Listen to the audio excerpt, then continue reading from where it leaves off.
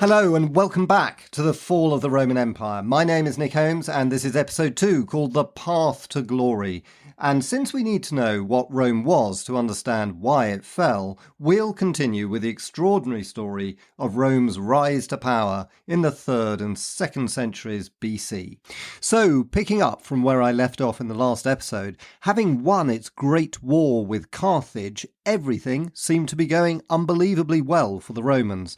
It was almost too good to be true. Indeed, by the year 133 BC, the entire Mediterranean basin was under Rome's sway, either through direct conquest or alliance. Indeed, it seemed as if Rome had conquered this empire almost in a fit of absent-mindedness, as the creation of the British Empire was once famously described.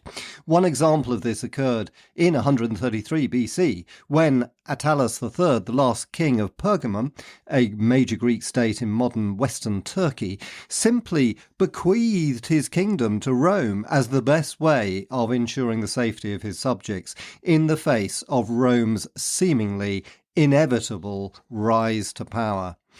So what really happened? Well, there's no doubt that Rome benefited enormously from an unprecedented power vacuum that developed in the eastern Mediterranean in the 2nd and 1st centuries BC, essentially due to the weakness of Alexander the Great's successor states.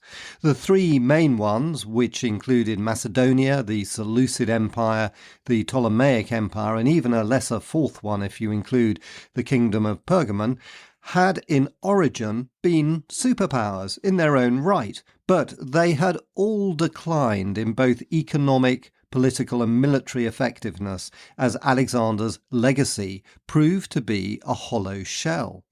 So why did the Greek successor states fail? Well, a detailed discussion of that subject is certainly outside the scope of this podcast, but one obviously significant contributor to their decline was that they fought each other most of the time. 100 years of inconclusive fighting between the Ptolemaic, Seleucid and Antigonid empires undermined their military resources and political authority. The situation was somewhat similar to the endemic conflict between the Greek city-states that in particular undermined the strength and authority of Athens and Sparta in the 5th century BC, leading to the Macedonians' opportunity to assert their own authority over the Greek mainland in the 4th century.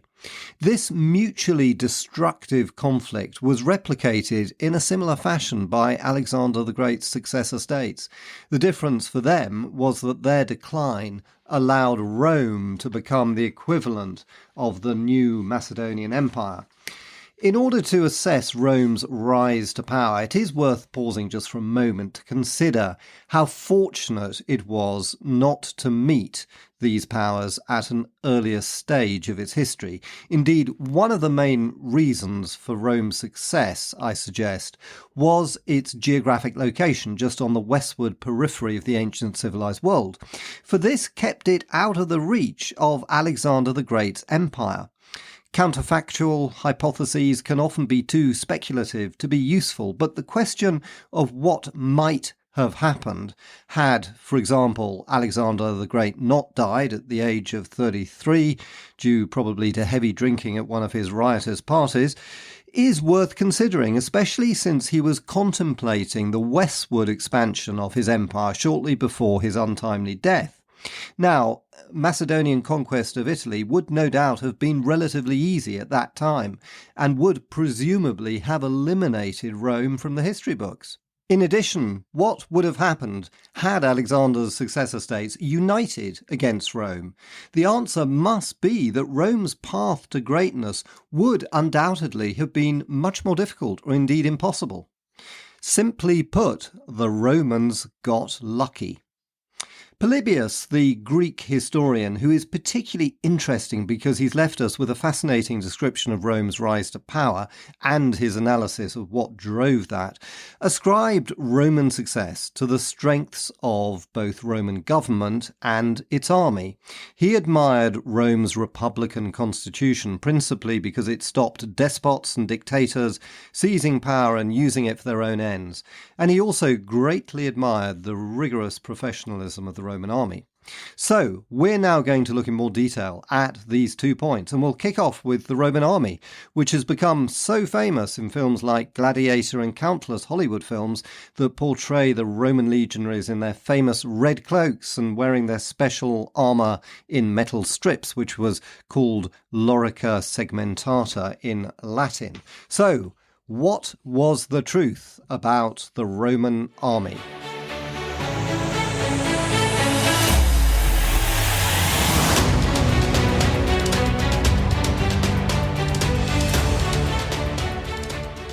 Now, it may sound surprising, but in the earliest centuries of the Roman Republic, so around 500 BC, there was nothing special at all about the Roman army. The word legion, which has become synonymous with military quality just as much as Panzer Division in the Second World War or Viking in the Middle Ages, originally conveyed no such intimidating quality. Indeed, the Latin word for legion is legio, simply meaning a levy of militia soldiers. This was no different originally from any other Italian or Greek city-state. As the Roman levy grew in size, reflecting the city's growth, the legio was divided into 2 legios, probably around 362 BC, and by 311 BC into 4. Originally, if anything distinguished the legions, or legios, it was neither their ferocity nor their quality, but quite simply their numbers. As described in the first episode, the Roman army's success against Pyrrhus and the Greek city-states in southern Italy was largely due to the availability of superior resources and manpower.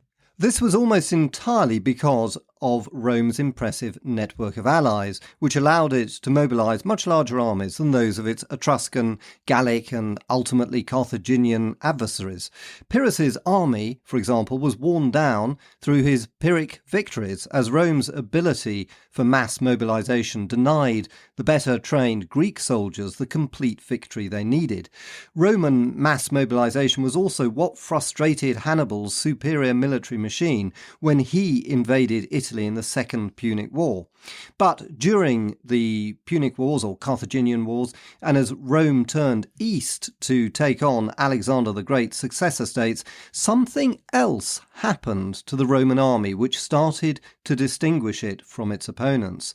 And this was really a marked rise in its professionalism, as the Greek historian Polybius ruefully noted. Indeed, in the 2nd century, the Roman legionary reinvented ancient battlefield tactics by making the Greek phalanx redundant. Now, the Greek phalanx was the tank of the ancient world and dominated warfare for most of the 3rd century BC. It consisted of large numbers of pikemen wielding 16-foot or 6-metre pikes in a formation a bit like a hedgehog.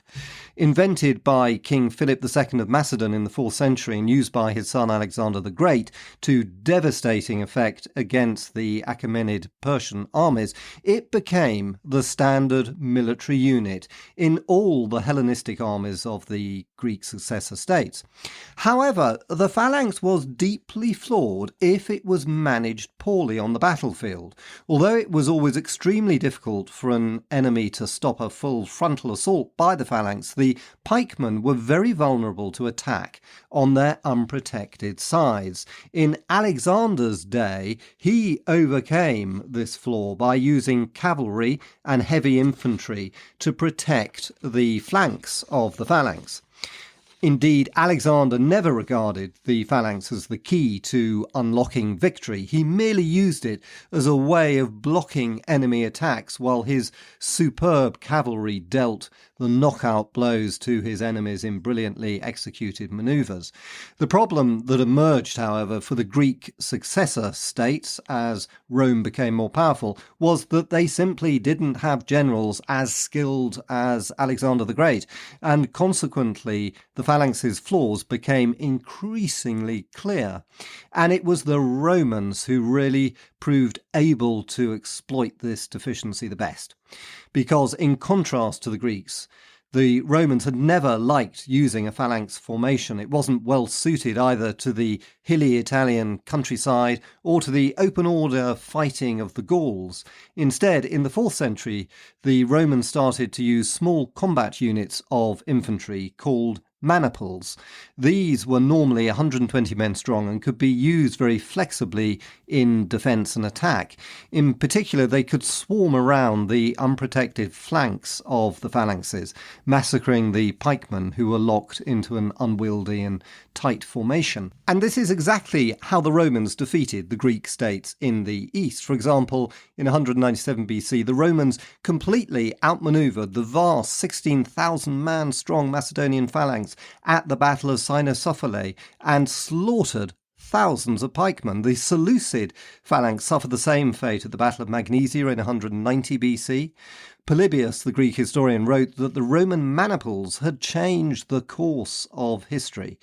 The early Romans also used a throwing javelin in place of a spear. This proved remarkably successful in close-quarter combat, since the launch of these missiles unnerved opposing infantry and cavalry before combat was joined. Again, it was particularly deadly against Greek phalanx and hoplite formations.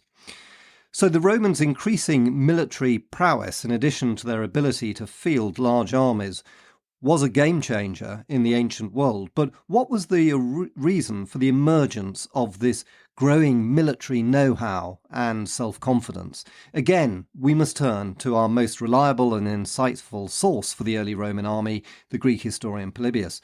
Writing in the 2nd century BC, Polybius described the Roman army's discipline as its greatest asset.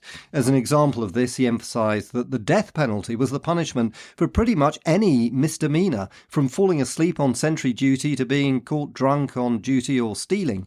Polybius also noted, with perhaps too much enjoyment, that the execution of disobedient soldiers was particularly brutal, normally involving the unfortunate individual being clubbed to death by his erstwhile comrades. Polybius also highlighted that bravery in battle was both rewarded with a system of medals and decorations, which, to be honest, are very similar to those in modern armies, while cowardice or even just losing one's equipment in battle would be met with execution, prompting soldiers, as Polybius wrote, quote, "when they have lost their shield or sword or any other part of their arms in the time of action, to throw themselves precipitately into the very midst of the enemy, hoping either to recover what they've lost or to avoid by death the reproaches of their fellow soldiers and the disgrace that is ready to receive them," end quote. What was it that created this discipline? The answer seems to lie with the formation of a corps of professional soldiers at the heart of the legions.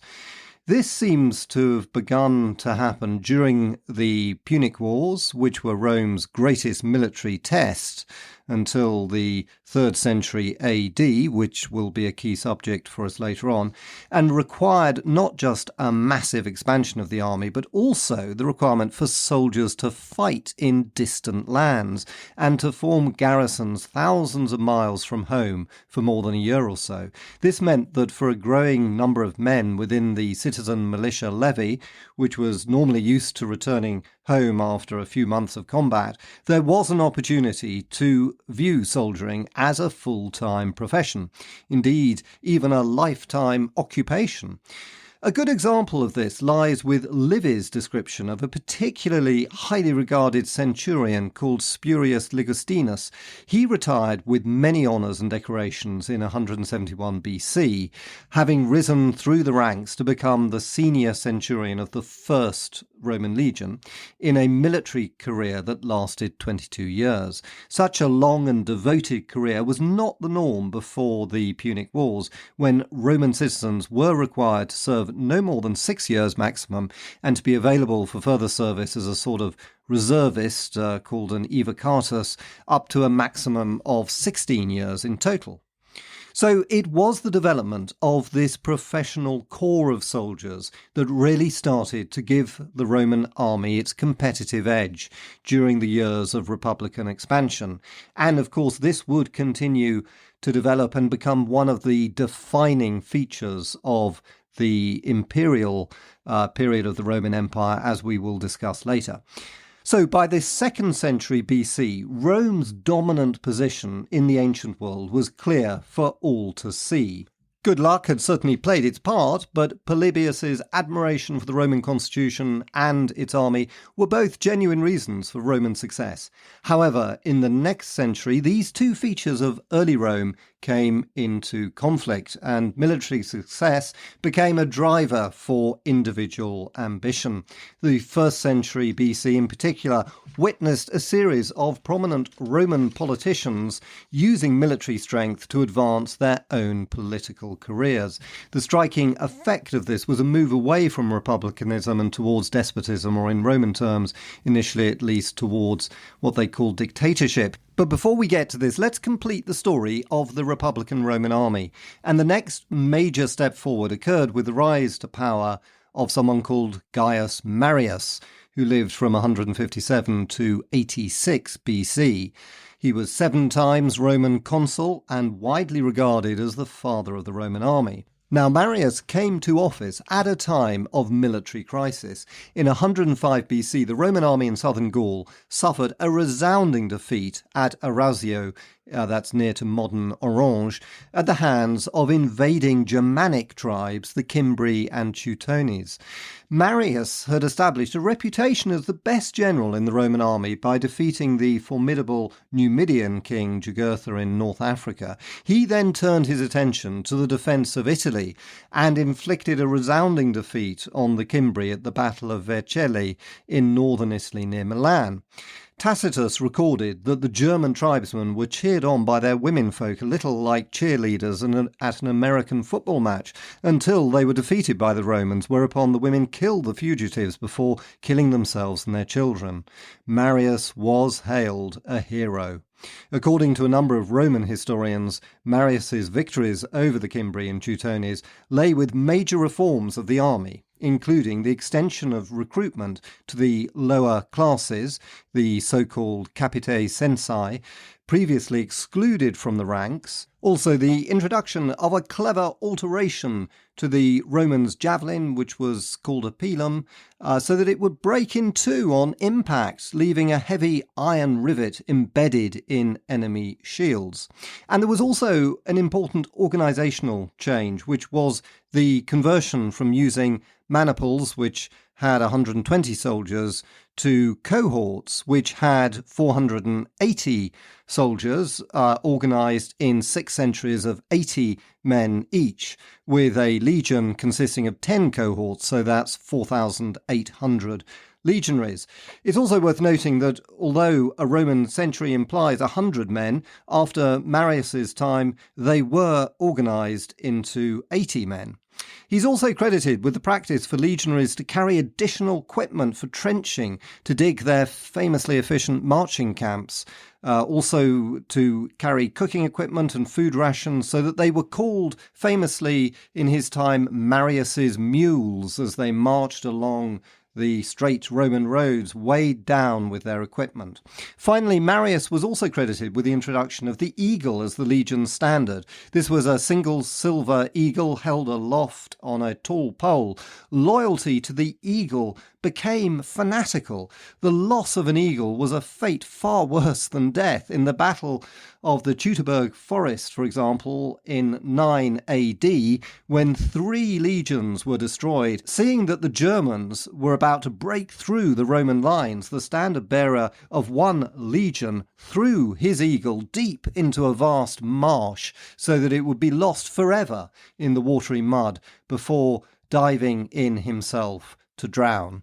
However, it's now doubtful whether in fact Marius was responsible for all of these reforms, or whether they happened more gradually than Plutarch and other Roman historians liked to ascribe to the work of a single man.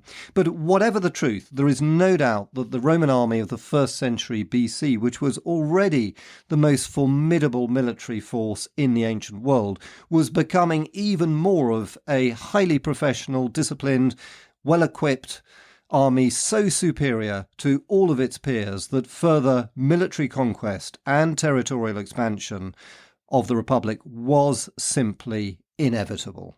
And Marius's impact on the Republic was not just confined to the army. He was also the first of a series of politicians who strove to wield greater power than previous consuls, thereby subtly starting to move the character of the Roman Republic from a republican institution more towards a semi-monarchy, and then on its way to empire.